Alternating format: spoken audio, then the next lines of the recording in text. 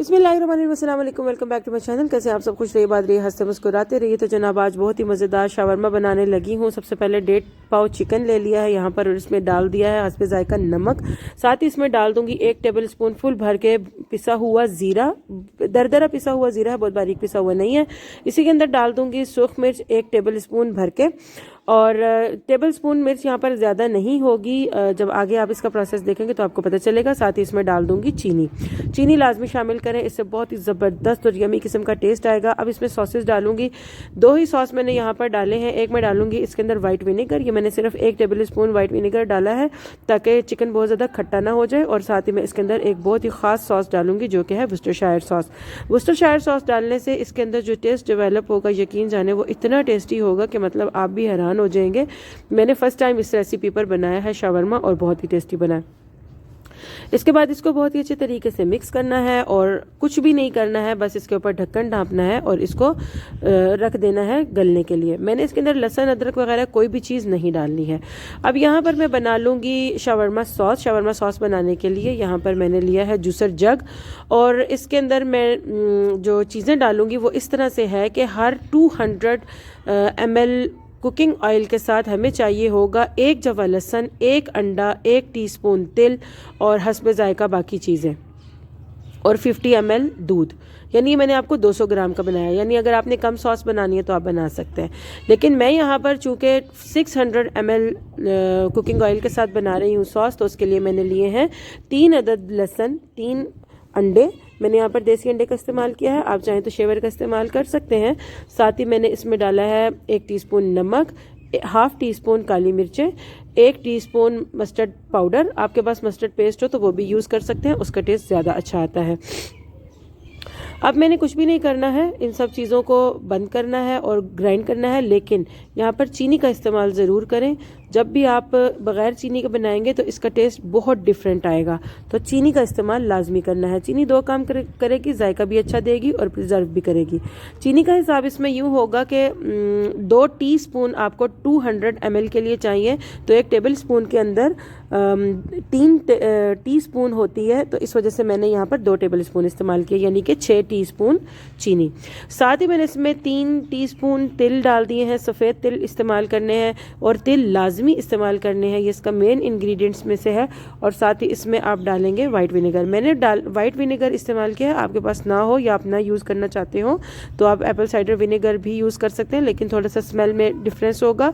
और अगर आपने विनेगर स्किप करना है तो आप यहाँ पर लेमन ग्रास भी यूज़ कर सकते हैं, लेकिन चीनी और विनेगर सॉस को प्रिजर्व करने का काम करेगी। और ये सॉस जो है वो अगर मतलब ठंडे मौसम में बाहर पड़ी रहती है तो ख़राब नहीं होगी, लेकिन हाँ गर्मियों के मौसम में हमें इसको फ्रिज में रखना होगा। अब मैंने जूसर को चलने दिया है और मैं इसको बहुत अच्छे तरीके से जो है वो पीस लूँगी। और साथ ही मैंने 150 ml दूध ले लिया है, लिक्विड मिल्क 150 ml। तो ये हिसाब है 200 के हिसाब से। 200 ml कुकिंग ऑयल के साथ हमें चाहिए 50 ml दूध, तो मैंने यहाँ पर 150 ml लिया है। जब देखा कि बहुत अच्छे तरीके से अंडा जो है वो सारी चीज़ों के साथ मिक्स हो गया है, तिल बारीक पिस गए हैं, तो अब यहाँ पर बिल्कुल पोरिंग कंसिस्टेंसी के अंदर ऑयल डालना है। ज़रा सा भी अगर ऑयल डालने में जल्दबाजी की, तेज़ी की, तो यकीन जाने सारी मेहनत ज़ाया हो जाएगी, सब चीज़ें ज़ाया हो जाएंगी, क्योंकि अंडा सेपरेट हो जाएगा और कुकिंग ऑयल बिल्कुल सेपरेट हो जाएगा। तो बहुत ही बारीकी से जो है ना, बारीक सी तार के साथ हम लोगों को डालना है कुकिंग ऑयल और मशीन को लगातार चलाते रहना है। जब देखें कि अब जूसर जग जो है वो रुक रहा है, यानी इसके अंदर वो सॉस जो है वो घूम नहीं रहा है, तो थोड़ा सा दूध डाल देंगे। फिर जैसे ही देखेंगे कि अब फिर से सारा अमेज़ा घूमना शुरू हो गया, तो फिर ऊपर से कुकिंग ऑयल डालेंगे और यूं करके हम अपना कुकिंग ऑयल कंप्लीट डाल के फिर साथ ही जो है ना वो ये दूध भी अपना पूरा डाल देंगे। ठीक है जी। उसके बाद ये कंसिस्टेंसी आप देख रहे हैं, परफेक्ट कंसिस्टेंसी है हमारे शावरमा सॉस की, और बहुत ही यमी सा जो है वो तैयार हो गया है। अच्छा जी, यहाँ पर ना मैंने सब्जियाँ ले ली हैं, और सब्ज़ी मैंने ली है आधी शिमला मिर्च और आधी गाजर और आधी से कम बंद गोभी। तो आप चाहें तो इसके अंदर आप कुकम्बर भी ऐड कर सकते हैं, मेरे पास अभी नहीं था इसलिए मैंने नहीं डाला। चुकंदर है तो वो ऐड कर सकते हैं, पर्पल वाली अगर आपके पास बंद गोभी है तो वो ले सकते हैं। और अब इस सब चीज़ों को बारीक बारीक काटना है। पहले इस तरह लंबाई में बारीक बारीक काट लेंगे यानी जुलियन कटिंग में, और उसके बाद इसको रफली चॉप करेंगे, लेकिन छुरी के साथ करना है। यानी कि इस सैलेड को, शावरमा के सैलेड को हम लोग उसमें नहीं बना सकते, मशीन में नहीं बना सकते। अच्छा, एक और चीज़ यहाँ पर आपको बता दूँ कि जो शावरमा की ओरिजिनल रेसिपी है उसके अंदर सिरके वाली गाजरें, सिरके वाले खीरे और सिरके वाली जो है ना वो सब्ज़ी इस्तेमाल होती है। लेकिन मैं आज चूँकि एक नई ट्रिक कर रही हूँ तो वीडियो को आगे कंटिन्यू लाजमी करें। सैलेड हमने बहुत अच्छे तरीके से चॉप कर ली है, और अब यहाँ पर मैंने जैसे ही ढक्कन उठाया है तो थोड़ा थोड़ा पानी रह गया, यानी कि जितना मेरा मतलूबा पानी था उतना ही रह गया। अब मैंने क्या किया जी, मैंने चम्मच ली और मैंने इस थोड़े थोड़े पानी के साथ चिकन को अच्छे तरह से श्रेड करना शुरू कर दिया है।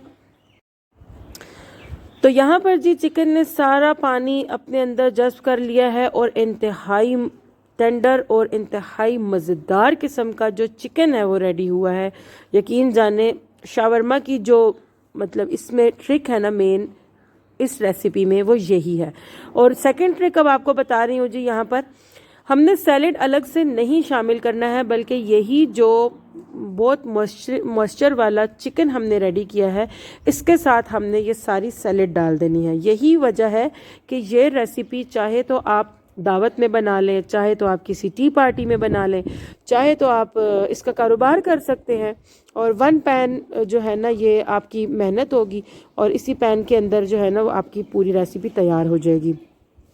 अच्छा, अब हल्का सा ना इसको 30 सेकंड के लिए हमने बहुत अच्छे तरीके से मिक्स कर लेना है। इससे ये होगा कि जो हम नॉर्मली बाज़ार से लेते हैं उसमें तो सिरके वाली सब्जियां यूज़ होती हैं, लेकिन यहाँ पर ये बहुत ही अच्छे से मसाले के साथ जो हल्की सी स्टीम होंगी ना, यानी इनका क्रंचीपन भी बाकी रहेगा, तो वहाँ पर जो है ना इसका सही ज़बरदस्त किस्म का टेस्ट इसका जो बन कर आया है ना इस शावरमा का, मतलब लाजवाब। तो आपने घर पर ट्राई ज़रूर करना है और कमेंट में मुझे ज़रूर बताना है कि आपको आज की ये रेसिपी कैसी लगी है। तो सारी सब्ज़ी डाल दी है, अच्छे तरीके से चिकन को श्रेड कर लिया है, थोड़ा सा सब्जियों को भून लिया है और 30 सेकंड के अंदर हमारी ये सब्जियां हो गई हैं तैयार। अच्छा, क्योंकि आज ये शावरमा की ना बच्चों की इंस्टेंट किस्म की फरमाइश थी तो मैंने शावरमा बनाया था बहुत जल्दी में, इसलिए मैंने बाज़ार से जो नॉर्मल पीटा ब्रेड मिलती है वो मंगवा ली थी।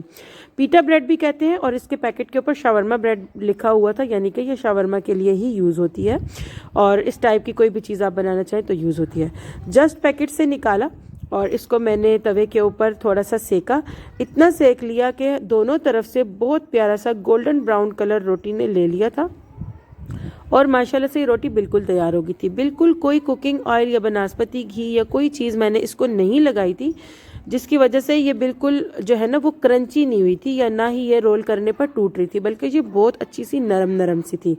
तो जस्ट बटर पेपर रखा, उसके ऊपर मैंने रखी है जी पीटा ब्रेड सेक कर, और गरम गरम रोटी के ऊपर मैंने यहाँ पर लगाया है तैयार किया हुआ अच्छा, इसको ना मायोनीज़ भी इसी तरह से ना मायोनीज़ बनता है, तो ये मायोनीज़ नहीं है बल्कि ये शावरमा मायोनीज़ या शावरमा सॉस आप इसको कह सकते हैं। तैयार किया हुआ चिकन डाला और यकीन जाने कि जब मैंने इसको चखा ये इतना लजीज था कि मुझे यकीन नहीं आ रहा था कि ये शावरमा मैंने बनाया है। आई होप आपको आज की रेसिपी पसंद आएगी। चैनल को सब्सक्राइब, वीडियो को लाइक ज़रूर करें। अपना बहुत ख्याल रखें। अल्लाह।